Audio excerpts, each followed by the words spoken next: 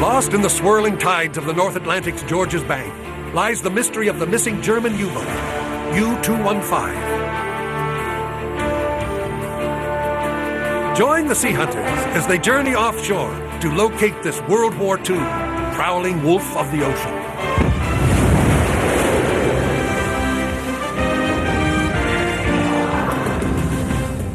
With over 100 million books in print, Clive Cussler is the Grand Master of shipwreck tales and adventure.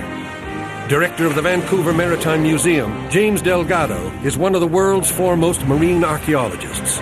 Introduced to diving at an early age, Warren Fletcher is a professional diver and underwater cameraman capturing images around the globe. Leading the Econova dive team, Mike Fletcher has coordinated shipwreck searches all over the world. Together, they explore the planet's last frontier in search of true adventures with famous shipwrecks. They are the Sea Hunters.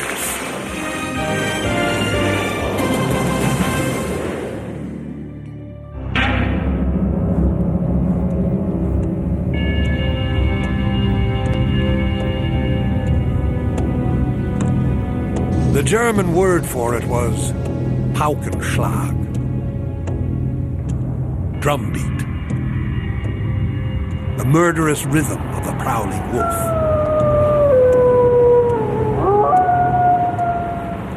Hitler's U-boats sent to the shores of North America to prey on Allied cargo ships, denying Churchill's war machine. Germany was determined to starve Britain out of the war. Hello, I'm Clive Cussler. The U-boat Wolfpacks brought the Second World War to America's doorstep. For a few months in 1942, the waters off North America became a killing field. Allied cargo ships, the victims of a slaughter. It was a flurry of destruction mockingly called the Great American Turkey Shoot. To keep pace with the carnage and meet the demand for food, supplies, and vessels needed by our British allies, America had to have more cargo ships, and fast. The answer was found in the Liberty ship, basic prefabricated vessels that were cranked out by the hundreds.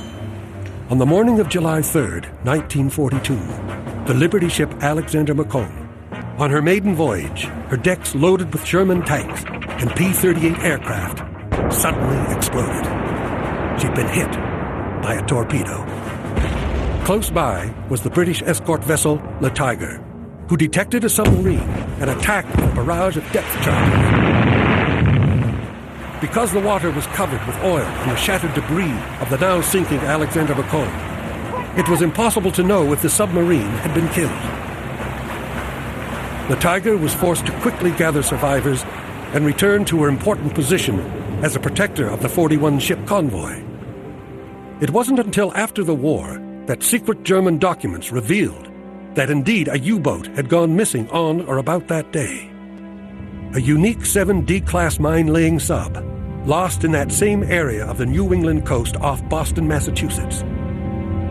Was this missing U-boat, now identified as U-215, the same submarine that had sunk the Liberty ship Alexander Macomb? Until U-215 is found, she is in effect a wandering ghost lurking in the open ocean, still out there, still on patrol. Now come along with the Sea Hunters on a challenging search and their toughest dive assignment yet, to locate the resting place of this lost wolf of the ocean, U-boat 215.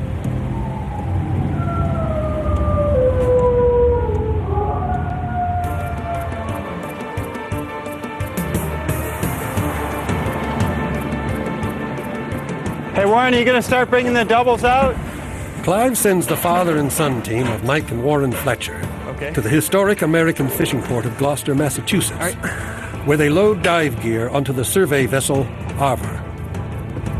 Joining the search for U-215 is safety diver Paul Grantham and side scan expert Vince Capone.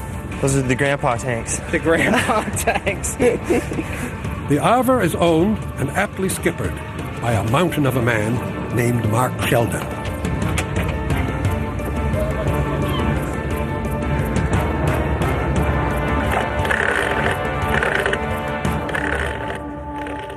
Have you ever sailed out of Gloucester, Vince? No, first trip out of Gloucester. Yeah. With the gear loaded and equipment tested, Okay. there's time for a few hours of sleep before dawn and an early departure.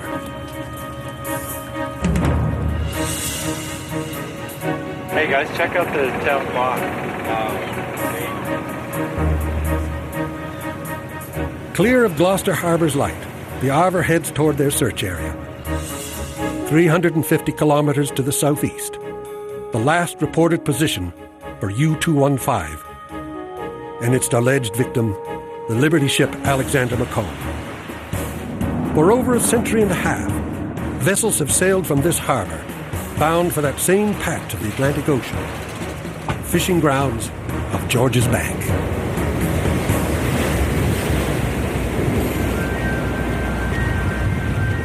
The group still had a 24-hour sail ahead of them before they would reach the search area and the deployment of the side-scan towfish.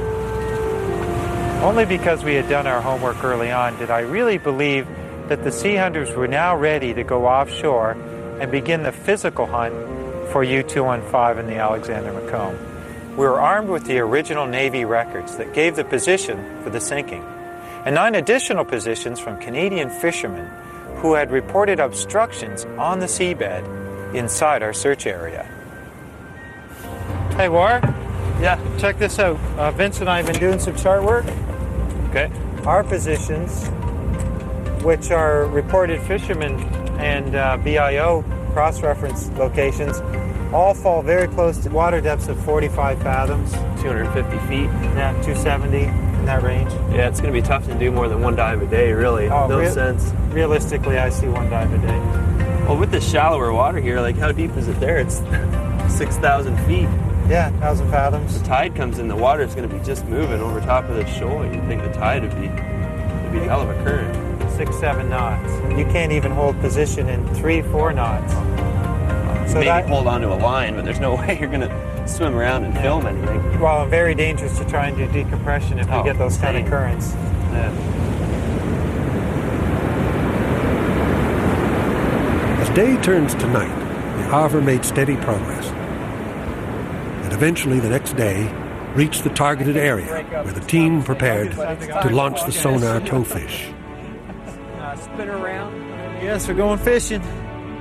What? You should have a bath. I'm telling you, I don't stink. My hair's greasy as hell. Okay, Mike, go ahead and put the towfish in. Okay. I don't know why I don't stink. I haven't had a shower in 3 days. I'll let you know if you need to speed it up. Okay, going in. Watch your feet in the cable. Watch out for burrs. It's in the water. Let her go, Warren. Hey, Vince, there goes the 4th tape mark. Roger that. Okay. Yeah. All set. Thank you. The 9 target locations would have to be thoroughly scanned, which meant in some cases covering several square kilometers around each location.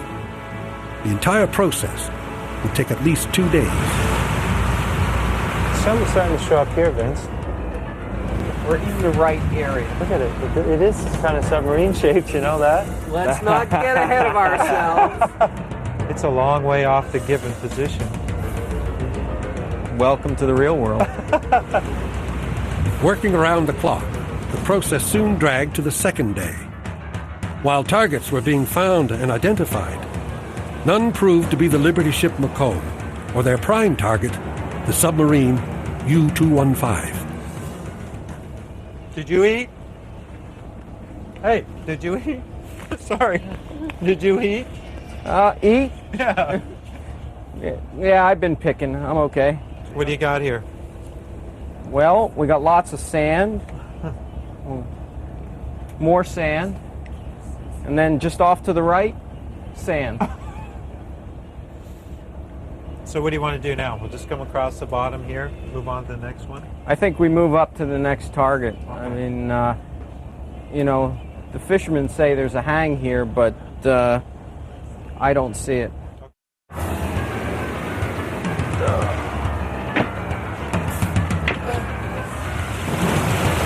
coming around to the target now, so he's supposed to pass on the outer ring. We should have saw it. What are you getting, Vince?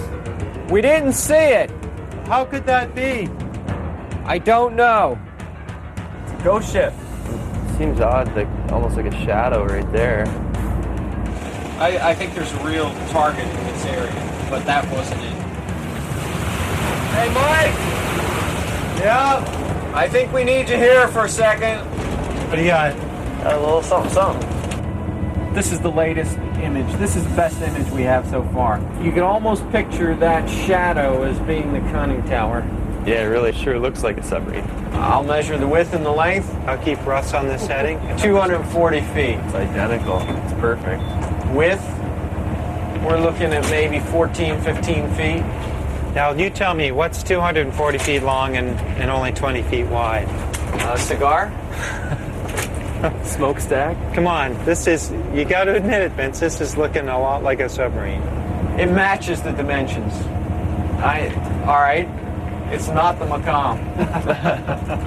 You won't say it is a submarine, but it's not the Macomb. No, I have to say that is worth diving. I mean, you don't get anything closer to a submarine target than that. Okay.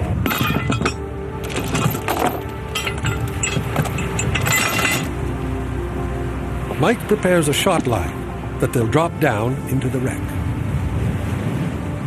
Okay, stand by. Everybody clear the lines? Yeah, I'm just going to let it go slow. Okay. Here she goes. We're on the bottom. On the bottom, roger. We got a target, Mike. She's standing up at least 14 feet off the bottom. What is the overall water depth? Water depth is about 260, but she's looking good. I mean, standing right up. With a line now dropped onto this prime target, they're ready to dive. Safety diver Paul Grantham would be in the Zodiac, which would hang on the line, leaving the Arbor free to act as a chase boat should anything go wrong in the dense fog and unpredictable tidal currents. So it'll be an hour from the time we go down till we come back up.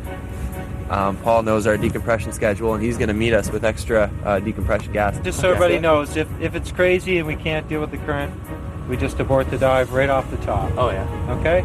So let's just not forget that this fog is bad and it could get a lot worse. Yeah, I think there's a little bit of helium in there. Just enough. These things are damn near as big as you are. Bigger. They weigh a lot more than me. Fletchers each wear 4 tanks containing 3 different breathing mixtures. Warren's equipment alone weighs 300 pounds, or 136.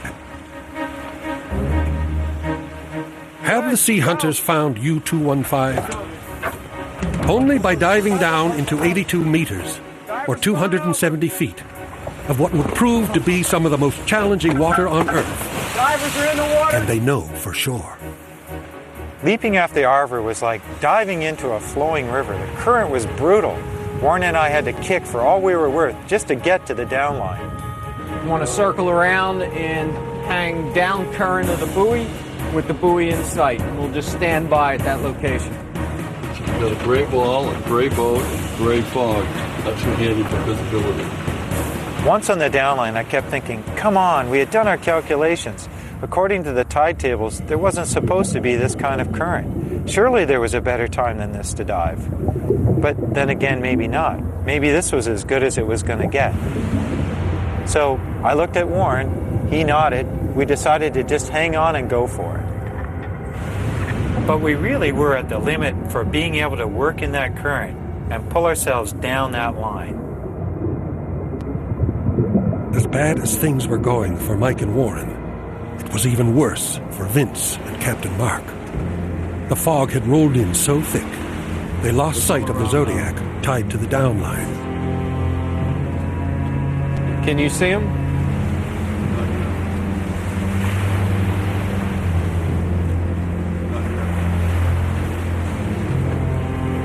They should be behind us.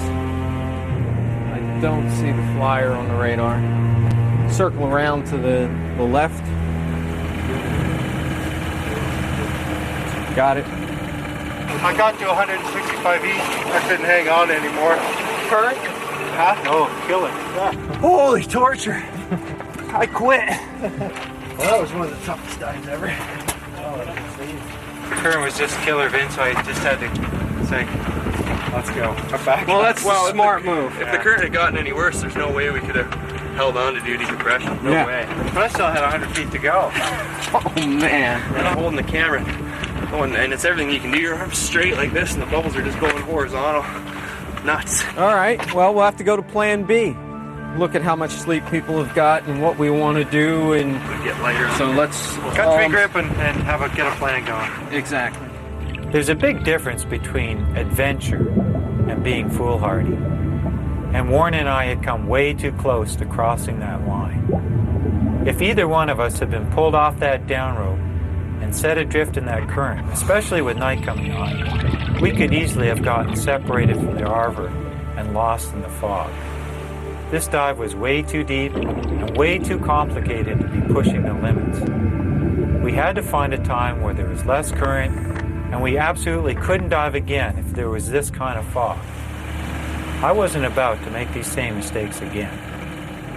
You should try and get some sleep too, probably. I'm good. I'm fine. Yeah, but we got to do a really f***ing intensive dive, right? Like, I am fine with that. okay, but it's stupid to be half awake and trying to do this. Well, I know, and I watch yourself beat yourself to death, staying up all hours of the night. Okay.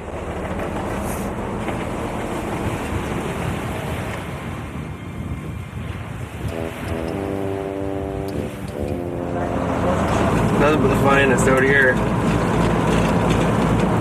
little salsa dog.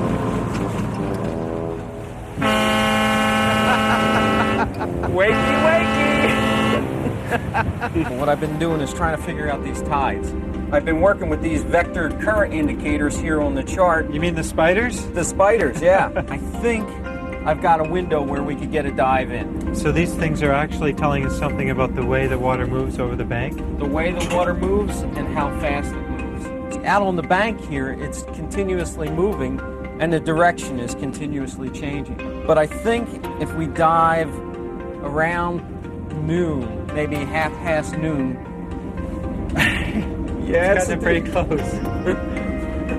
I can't help it. Well, you know what? This is our only chance. So let's get it right. And I think, later on the weather's going to pick up too, so we got to do it. Yep. Nope, now's the time. Hey guys, come on, we got to hustle. 5 minutes, we'll be good to go. Okay, 5 minutes. I'll start working us into position. Okay. Great. We were having a tough time out there, and at a glance it may have seemed that we weren't up for the challenges of Georges Bank. But in fact, long before we had even left Gloucester, we had done a lot of homework to prepare for this mission. Warren and I hadn't come 350 kilometers out into the exposed North Atlantic to hunt for a lost submarine armed with nothing more than the positions taken from old Navy records. The sea hunters have learned from previous hunts that those positions alone will never lead you to a shipwreck. And that's why we had turned to the local Nova Scotian fishermen who work out there on Georges Bank. It was their 9 positions that we had based our search on, 9 locations that they had in the past snagged their nets on. Not only did they pass along those positions, they had great first-hand knowledge of the area. Well, if I was to dive down there, I would be watching my back for sharks, and especially strong tides. The tide is going like in circles all the time. There's always tides going like this. You got to be careful with the tide, and like Lloyd said, there could be some sharks around there, hammerheads and stuff. All depends what time of the year you go. So you got any good shark bite scars, Lloyd? I keep my hands out of the water. With those locations in hand, we turned next to Clearwater Fine Foods, a Nova Scotia-based fishing company that had generated a detailed acoustic survey of the Canadian side of Georges Bank. Warren and I were able to access that survey through a geologist named Gordon Fader at the Bedford Institute of Oceanography in Dartmouth, Nova Scotia. Both Gordon and his colleague, Wally Rainey, were quick to again warn us about the treacherous tides. We do know that the currents are strong on the bank, very strong. You know what that means, Warren? Oh, of course. Not the best place to dive. If there's anything there at all that's sticking above the bottom, we should see it. Once inside the acoustic survey, we were able to check the fishermen locations. And in almost every case, those locations proved to be real targets. meaning we had 9 possible shipwrecks. Hopefully, one of them was our submarine, U-215. So you can see, we really were well prepared. We knew the currents would be bad and difficult to predict, but more importantly, we had, thanks to the fishermen, great research that had led us to this target. The only thing to do now was to swim down that rope and see what was on the bottom. Divers in the water, 12:25:25. Look at that swell roll through there. Yeah, it's picking up. They should be coming up. I mean, we're looking at, it's coming up on an hour. So, I mean, Paul's up. They should be through their decompression, and they might be hanging just a little bit more. Yeah. The only person visible in the water is safety diver Paul Grantham. Russell, au revoir. Russ, are you there? He's looking over here like maybe he wants to swim over here. I don't know if that's the case or not. I think that anchor pulled. Cross my fingers. Yeah. They were down there a little bit longer than they should have been. Roger that. Divers on the surface. Hey guys, Mike. I think we got ourselves a submarine. All right. Vince's calculations about the tide had been right on this time, and there was a lot less current. Warren and I were able to pull ourselves down to what turned out to be 82 meters or 270 feet to the bottom. But when we got there, the anchor had been pulled out of the wreck, and the tide was really starting to pick up. But luckily, we saw some codfish, which is a really good sign because codfish love to live in shipwrecks. So we just followed them. One fish led to another, and then suddenly the tide just dropped right off, which meant we were in the protection of some big object on the bottom. And then there it was. We had it, or at least we had something, and I didn't want to waste any time. I had to find a heavy structure and get that line tied in. At a glance, it didn't look anything like a submarine, but I really felt like we might be on the pressure hull, the inside of the submarine, if you ripped off the outer shell. There wasn't any time to waste. We had to get out of there before the tide would come rushing back in on top of us.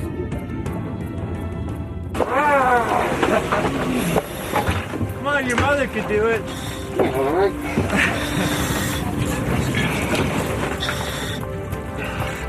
Boys, there's no question that it's a submarine, huh? Well, We didn't see much of it. We didn't see enough of it. I was a little buzzed down there. Yeah. I felt narked at about 200, and then I got to 260, and then 270. 270 was our final depth. The Fletchers would like nothing more than to jump back in and make a second dive to confirm their discovery. Okay. But that would have to wait for a tide change, and many hours would have to pass before their bodies could tolerate a second dive. Otherwise, they ran the risk of decompression sickness or the bends. Hey, War, you come in here? We're just trying to see now that the dive's over. My feeling is we should keep looking for the Montcalm. So, what are your best targets left, Vince? Now we know where the submarine is. Does that all make sense when you compare the Navy records? The Navy account? No. What was the account? Where we found the U-boat is 13 and a half miles from where the attacking ship said she sunk her. So, Mark, here's the thing. We got a plan. We want to run to our next target. It's 8 miles away. Yeah. And what do you think before the weather picks up?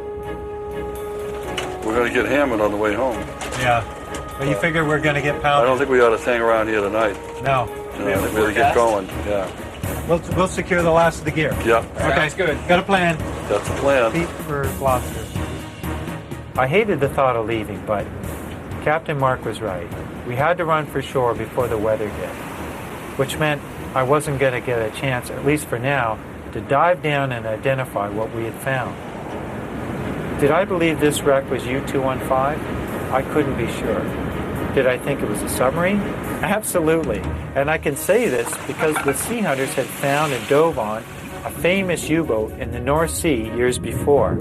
And just like this sub, the outer shell of that U-boat had been pulled away, and at a glance, the debris pile looked nothing like a submarine. But on further investigation, we were able to prove that that submarine was the famous U-21 from the First World War. If we were going to prove that this new wreck was U-215, we would have to go to shore and contract a bigger vessel. And this time, we would sail out of a Canadian port, closer to the wreck site. Within 2 weeks, Mike and Warren regrouped with Jim Delgado in the Canadian port of Shelburne, Nova Scotia. The team would stage the second half of the U-215 search from the decks of the Ryan Atlantic, a rugged trawler typical of the demanding deep-sea North Atlantic fishery. Their captain, Percy Cox, was perfect for the mission, a smart and likable veteran. What do you think of it all, Percy? What do I think of it all? I think a lot of gear. We'll make room. We don't want to have to leave some people. Take the gear. Another important member of the crew was the bright yellow ROV, piloted by Canada Customs agent Reagan Brown and support technician Darren Moss. The ROV, or remotely operated vehicle, would effectively be a robotic diver capable of gathering video and staying underwater much longer than the human divers. You see Warren down there? Percy, whenever you're ready, we'll throw him off. We're ready to go when you are. Yeah. I want the boy to see the boat leaving. Maybe he'll start going a little harder. Come on! I can jump.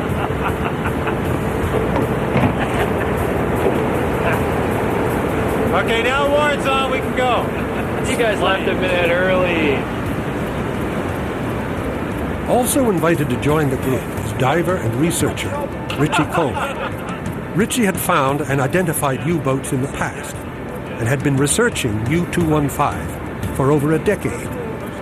No one could be of greater assistance on this leg of the expedition, which was planned to simply identify the target that the sea hunters had found and manage to tie a marker on. Well, this is going to be interesting. Well, ideally it's not a U-boat hunt, it's a U-boat confirmation. You don't know till you go. No, that's right.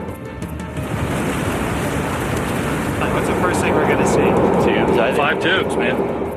The tubes I referred to were part of the structure of U-215, a special design of U-boat, one of only 6 ever built. While still capable of firing torpedoes, these rare D-class subs were built specifically to be aquatic mine layers with the ability to carry 15 mines which could be deposited while submerged. These mines were carried in 5 vertical tubes built into the subs just behind the conning tower. Once deployed by the U-boat through these tubes, the mines would anchor to the seabed and float upwards while remaining concealed beneath the surface. If all worked as planned, the mines would lay in wait for the first enemy vessel that would pass close enough to detonate the explosive charge. If our target is a submarine, and it contains these 5 tubes, it must be U-215, which had been sent to the shores of North America. The question remains, did U-215 sink the Liberty ship Alexander Macomb? Let's just set some ground rules. If it is 215, or if it's a U-boat, there's protocol. We have to inform the nation of Germany. It's their property. And those are... Right? These were fathers, their sons, their brothers, their husbands, and a lot of them are just young men that are out fighting for their country. You don't have a boat full of ardent Nazis. It's not like they could be an objector. Do you think you can tell Adolf, no, we're not going to go? I don't think they had a choice. No. And this is a service that has incredible losses. And the majority of the boats that went down, there were no survivors. They were lost, like the 215, with the entire crew. There is nearly 60 U-boats that, as we say, are still out there on patrol. Those boats and their crew just disappeared, just sailed into oblivion. And that's the term you use, they're still on patrol? They're still on patrol.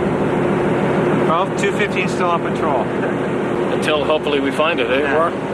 Oh, I sure hope so. I hope we have already found it, actually. Yeah, we'll find out soon enough. Yeah, we'll find out soon. The Ryan Atlantic, a tough old war horse of the North Atlantic, slid easily over the calm water, pointed south towards the Canadian side of Georges Bank and the sea hunters' target. The 250-kilometer run would continue through the night and well into the next day.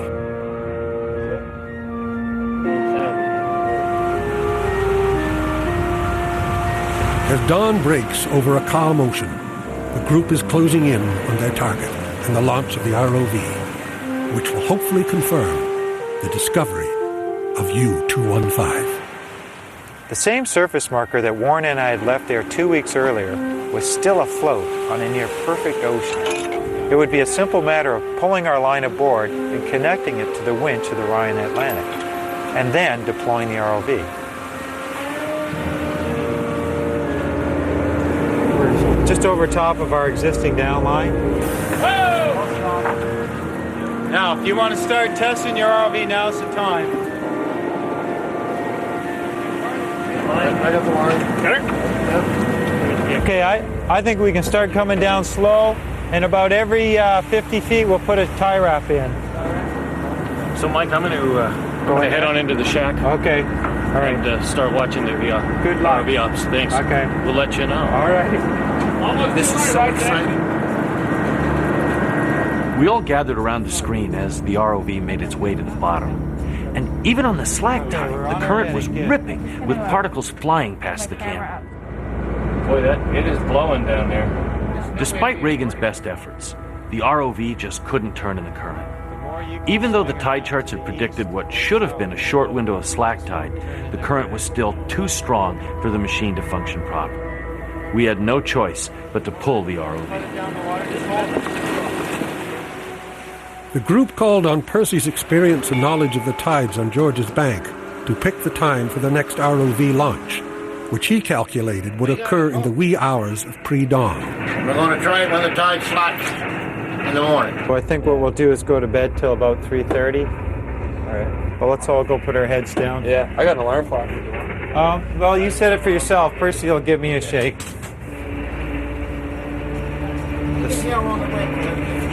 We'll get this yellow line, this orange line, that'll go from our down line, which is in the wreck, to our clump weight for the ROV. And then that way the ROV can't be anywhere but right close by.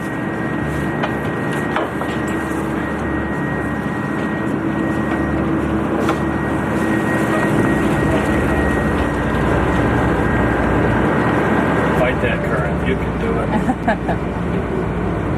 It's going to blow up. So do you need full down just to stay on bottom? Yeah. Whoa, did you see that? Yeah. There's a piece of pipe. Hang on. There we go. As before, the ROV struggled to get down just over 82 meters, or 270 feet of ocean and killer current. Awesome. We are close to a shipwreck. Okay, we're at 255, and we are definitely, look at this, we're passing through a debris field. But then suddenly, the current seemed to stop. The ROV was being dragged backwards. I'll get back. Let me see what I can do here. Try to... Something was drastically wrong. Back up. Oh, no. Oh, no. All right, there goes the buoy. The Ryan Atlantic was adrift. The downline, connecting them to the wreck, had snapped. If we didn't act fast, we might lose the ROV. By pure luck, we were drifting away from the wreck, meaning the ROV was far less likely to become snagged up. Strong currents, lots of fish, lots of plankton. It's just so frustrating. Wreck's underneath the boat, but we can't see it. It's up on the surface, Mike. Let's lasso this bad boy. Their only recourse was to pull the ROV. The Sea Hunters were basically back to square one. Without a line tied to the wreck, the group might just as well go home. The success of the expedition now relied entirely on the divers, forcing Mike and Warren back into the dangerous, unpredictable currents of George's Bank. But see what happened?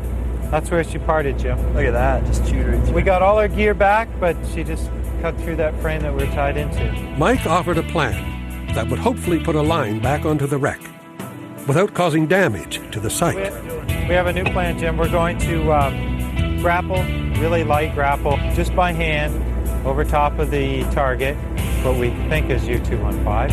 And with any luck, we'll catch it very lightly, and then we're going to dive from the Zodiac. backup left. So, Mike, we're never going to have this boat hanging on this line. Absolutely not. No, this will be the mothership. She'll stand by if there's... I mean, you can't come 150 miles out into the Atlantic Ocean in a Zodiac. No. But you can launch a Zodiac from this. And that's the idea here now. Well, that's good. We got to get... You got to get something. We got to get down. The idea is I'm going to hitch this chain, and everything's going to go flying out, okay? Percy, let me know when you see it on the sounder, okay? Just back a little. Stand clear. Yeah, he's coming back. Do we have it tied? Yeah, we don't, but it's 400 feet, so it's good. Yeah.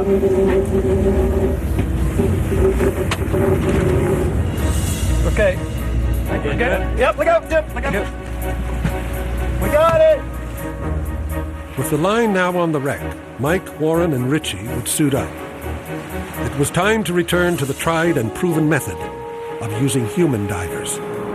That looks heavy. Give her a lift. 170 pounds. I'll probably use that for me. Look at the difference in size. Oh, God. I'm an air pig, though. I need these guys. For me, this trip to the Georges Bank started about 12 years ago when I first heard about the U-215 and the Macomb. Thanks to these two boys, I finally got here. You're not there yet, son. You got 270 feet to go. That's the easy part. Paul says he thinks it's good to go, guys. Percy, what you say? Good to go? I got a quarter two, guys. Time to go. Ready to go? That came on 2. Okay.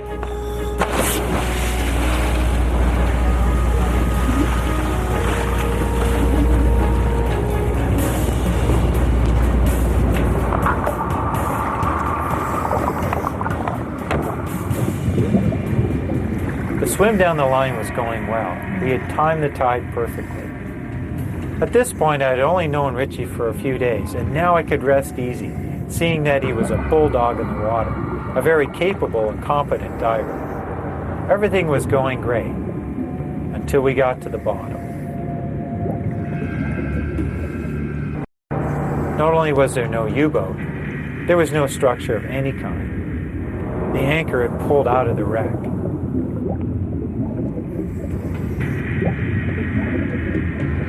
Using the orange tagline, we made a quick search at the bottom. There was nothing. No debris, no codfish, nothing. Georges Bank was proving to be as tough as it gets.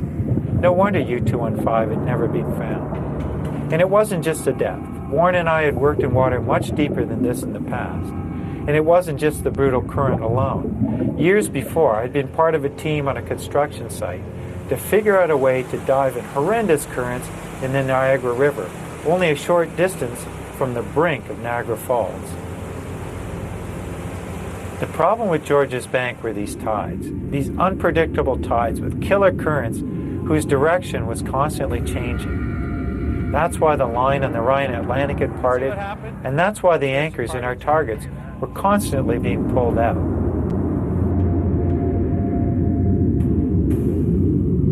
Frustrated and disappointed, we turned for the surface.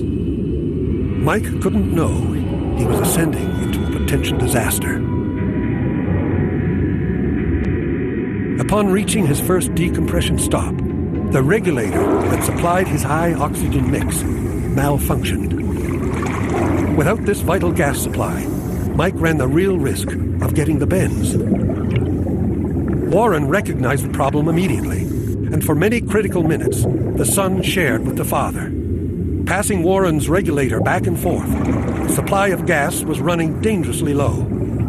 But the group had planned for emergencies.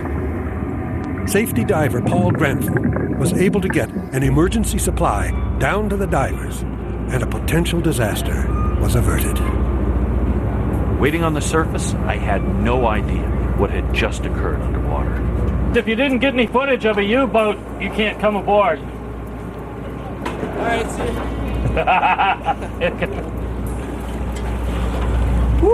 Well, what a dive. We weren't into anything. Nothing. There's no wreck? Doing our circle search now for. Must have slipped through. Just. Oh no. Wasn't a great dive. Had some equipment problems.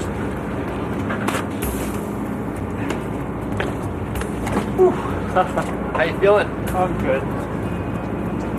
That must have been a little sketchy. That must have felt a little sketchy. Yeah. One of my regulators crapped out. Deco rag totally Flooded. I got some big. I need a zip. Oh, so did I. Salt water. So we're gonna have to find it again, don't we? Well, we lost it. They ripped off, right? Well, I see what you're saying. We have to find the wreck again. Yeah, which is not an easy thing. So we've got a window. We've got a tide window at 1, and we have a tide window at 7. 7 a.m. is a better one, says the skipper. So, Mike, I think the plane should be ready to go at 7. Yep. Not prepared to give up, the divers had breathing gas for one more dive. They would couple 2 large anchors together and drop them as close as possible to the site. And as before, they would only tie off the Zodiac. The Ryan Atlantic was far too heavy and would only drag the anchor through the wreck, perhaps causing unnecessary damage. This would be the Sea Hunter's last chance. It would work, or they would go home empty-handed.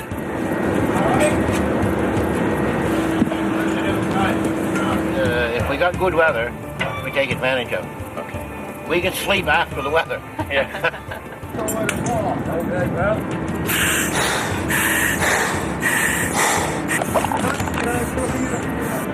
All right.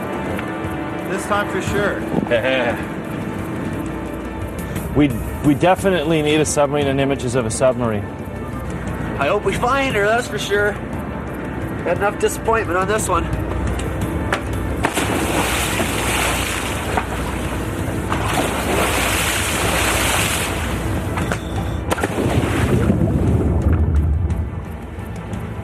Can't think of a more appropriate way to look for dead ships than on a foggy sea, you know? This was our last chance.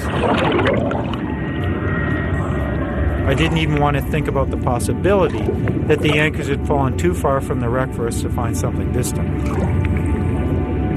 But nothing could prepare me for what we did find.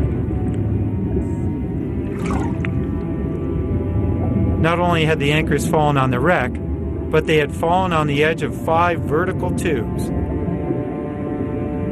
We had found our U-boat.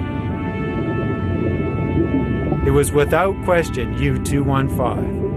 And not only could I see the open tubes, but there were the tops of the mines.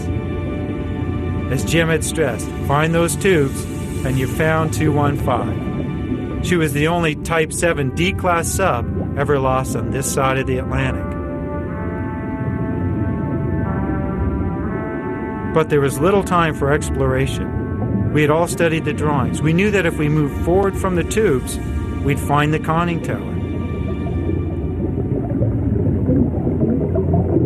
And there it was, still containing the base of the periscope. The hatches were still sealed.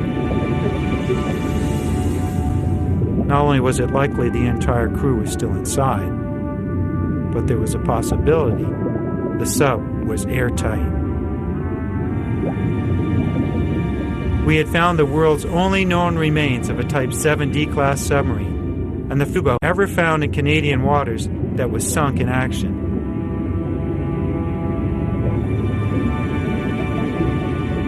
But even with this short dive, I would have to wait at least an hour and a half in decompression before surfacing and sharing the news.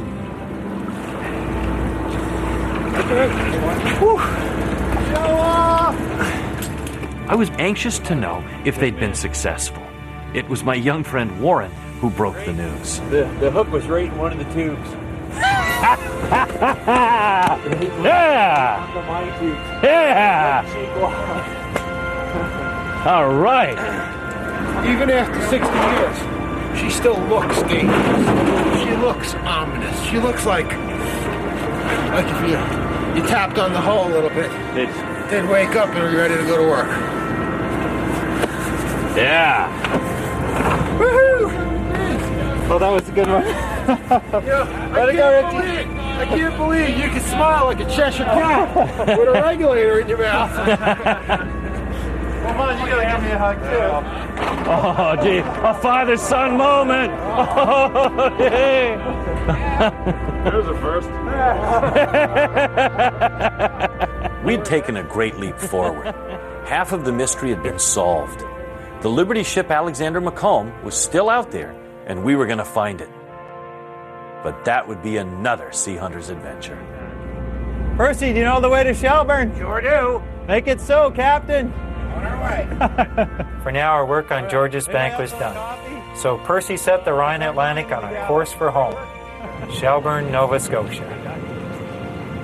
And when they reached shore, word of their accomplishment got out. There were international headlines and plenty of media attention, demonstrating the world is still fascinated by the U-boat and its role in our collective history. Within days, Mike received an email from a gentleman of German descent who had lost 2 uncles during the war. Both had died at sea, serving on U-boats, one of them on U-215.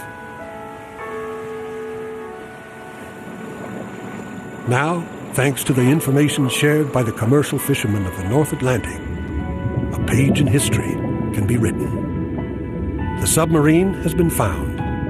U-215 and her crew are no longer on patrol.